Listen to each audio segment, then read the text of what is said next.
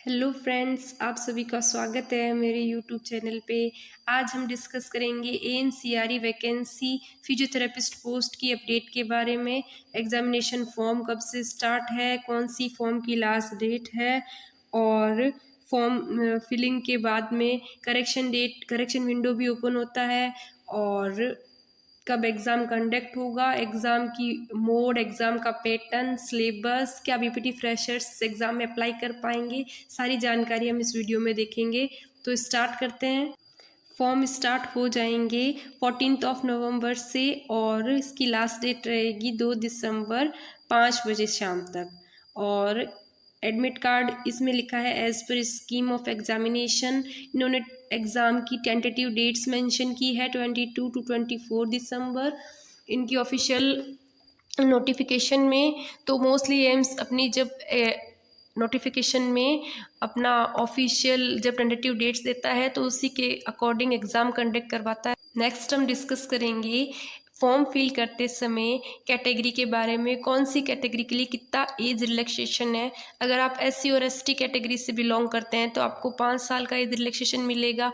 अगर आप OBC category से बिलोंग करते हैं तो आपको 3 साल का एज रिलैक्सेशन मिलेगा। और आप फिजिकल हैंडीकैप की कैटेगरी से बिलोंग करते हैं तो आपको 10 साल का रिलैक्सेशन मिलेगा। इन केस आप ex serviceman and commissioned officers हैं तो आपको फॉर ग्रुप बी और सी की पोस्ट जो एम्स की वैकेंसी में है उसके लिए अप्लाई करेंगे तो आपको मिनिमम 3 साल का रिलैक्सेशन मिलेगा as per the official notification of AIIMS. उसके बाद हम डिस्कस कर लेते हैं एप्लीकेशन फॉर्म की फ़ीस के बारे में। जनरल और ओबीसी की कैंडिडेट्स के लिए 3000 रुपीज़ फ़ीस रखी गई है। एससी एसटी कैंडिडेट्स और ईडब्ल्यूएस के कैटेगरी के कैंडिडेट्स के लिए 2400 रुपये फीस है। और इस नोटिफिकेशन में एम्स के द्वारा बताया गया कि अगर कोई भी कैंडिडेट एक या तो एक से अधिक ग्रुप के लिए अप्लाई करता है तो सभी ग्रुप के लिए उसको अलग अलग फ़ी पे करना रहेगा अकॉर्डिंग टू। जैसे कोई फिजियोथेरेपिस्ट की पोस्ट के लिए अप्लाई करता है, वही कैंडिडेट अगर रिहेबिलिटेशन वर्कर की पोस्ट के लिए अप्लाई करेगा तो दोनों की फ़ीस को अलग अलग ही मेंशन किया जाएगा। हम क्वालिफाइंग क्राइटेरिया के बारे में डिस्कस कर लेते हैं। हर क्वेश्चन का 4 मार्क्स का आएगा, 100 क्वेश्चंस आएंगे। नेगेटिव मार्किंग 1/4 रखी गई है। इसमें क्वालिफाइंग मार्क्स जनरल के लिए और ईडब्ल्यूएस के लिए 40% है और ओबीसी के लिए 35% है और एससी और एसटी कैटेगरी के लिए 30% है और फिजिकल हैंडीकैप की कैटेगरी के लिए भी 30% रखा गया है। अब हम डिस्कस कर लेते हैं एग्ज़ाम की टाइमिंग के बारे में। एग्ज़ाम 90 मिनट्स का रहेगा, 100 क्वेश्चंस रहेंगे 400 मार्क्स के और ईच क्वेश्चन 4 मार्क्स का रहेगा। इसमें 20 क्वेश्चंस आपके जनरल नॉलेज एंड एप्टीट्यूड और नॉलेज ऑफ कंप्यूटर के रहेंगे और 80 क्वेश्चंस रहेंगे आपके रेलेवेंट सब्जेक्ट्स के। और इसमें 20 क्वेश्चंस और ये 80 क्वेश्चंस मिला के 100 क्वेश्चंस आपके ऑब्जेक्टिव टाइप में यानी MCQ multiple choice questions form में रहेंगे और 5 सेक्शंस में पेपर रहेगा। ईच सेक्शंस 18 मिनट का रहेगा, उसमें आपको 20 क्वेश्चन मिलेंगे। 18 मिनट में 20 क्वेश्चन करने हैं आपको और 90 मिनट का पेपर रहेगा। हर सेक्शन की टाइमिंग बाउंडेशन 18 मिनट्स है, तो अगर आप 18 मिनट में 20 क्वेश्चन कंप्लीट कर लेते हो, अदरवाइज नहीं होता है तो आपका विंडो लॉक हो जाएगा। और नेक्स्ट सेक्शन का जैसे 5 सेक्शन है तो आपका सेशन 1 अगर कंप्लीट हुआ है 10 क्वेश्चन का और आप नहीं क्वेश्चन अटेम्प्ट कर पाए तो आपकी विंडो लॉक हो जाएगी और नेक्स्ट विंडो स्टार्ट हो जाएगी। और ऐसे करके 5 विंडोज़ ओपन होगी आपकी 18 मिनट्स के लिए। 90 मिनट का आपका टोटल पेपर रहेगा।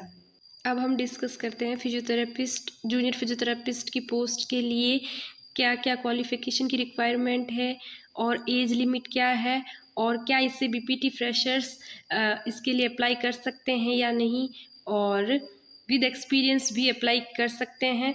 हाँ, तो हम देखते हैं सबसे पहले इसमें जूनियर फिजियोथेरेपिस्ट की पोस्ट के लिए क्या क्या एलिजिबिलिटी क्वालिफ़िकेशन रिक्वायरमेंट है। इसमें 10+2 साइंस में, फिजिक्स केमिस्ट्री बायोलॉजी में यानी पीसीबी में कंप्लीट होना चाहिए। उसके बाद में bachelor of degree recognized institute से होना चाहिए और 2 साल का एक्सपीरियंस होना चाहिए। Registered with multi speciality hospital से 100 बेडेड हॉस्पिटल का 2 ईयर का एक्सपीरियंस होना चाहिए विद रजिस्टर्ड फिजियोथेरेपी काउंसिल में होना चाहिए।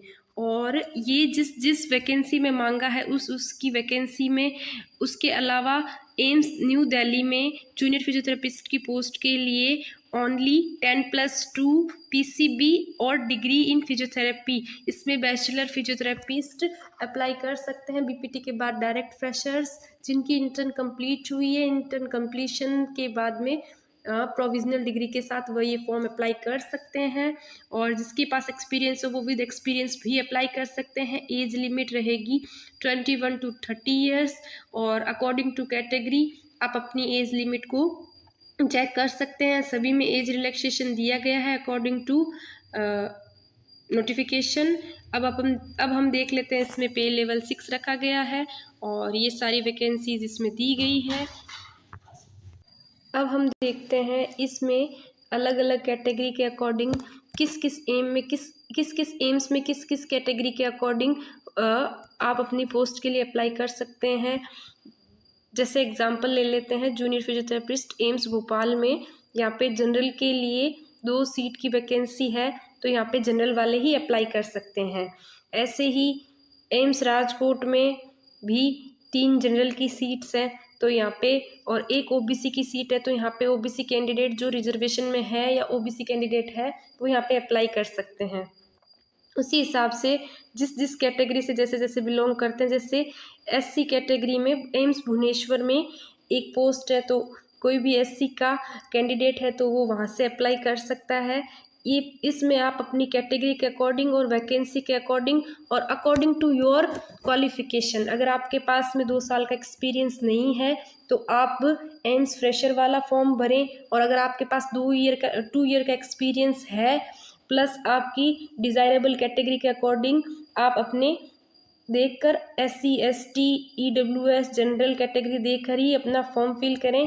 और भी बहुत सी जानकारियों के साथ हम नेक्स्ट वीडियो लाएंगे जिस पे हम रिहेबिलिटेशन वर्कर के बारे में पूरी जानकारी डिस्कस करेंगे, कैसे फॉर्म फिल करना है, कैसे उसके एग्जामिनेशन पैटर्न रहेगा